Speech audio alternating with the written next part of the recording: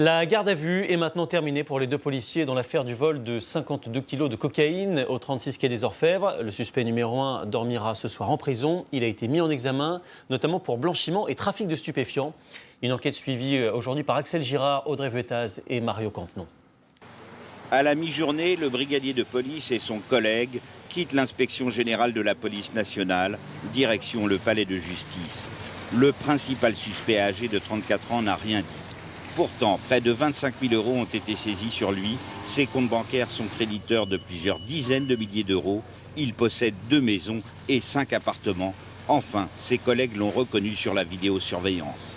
Le parquet a requis son placement en détention provisoire pour trafic de stupéfiants et blanchiment.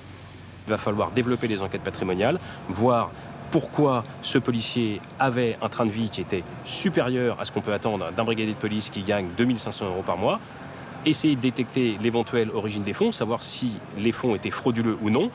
Mais la priorité des enquêteurs, c'est de retrouver les 52 kilos de cocaïne. Ils connaissent très précisément sa composition. Si elle réapparaît sur le marché, ils la retrouveront. Seule une vingtaine de gros trafiquants peut écouler une telle quantité sur la place de Paris. Dernière question, comment le principal suspect est-il rentré dans la salle des scellés? La justice soupçonne le deuxième policier spécialisé en serrurerie et en effraction de lui avoir fourni une clé ou un pass. C'est quelqu'un, un policier intègre, qui est sérieux, qui aime son métier, et donc forcément c'est quelque chose d'assez déstabilisant. Le brigadier de police vient d'être mis en examen, notamment pour trafic de stupéfiants et blanchiment en bande organisée. Des faits d'une exceptionnelle gravité pour un fonctionnaire de police. C'est maintenant au juge des libertés et de la détention de se prononcer sur une éventuelle incarcération.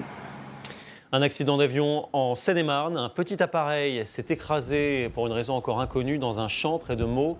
Les passagers étaient belges, 2 d'entre eux ont été tués, 3 autres sont grièvement blessés.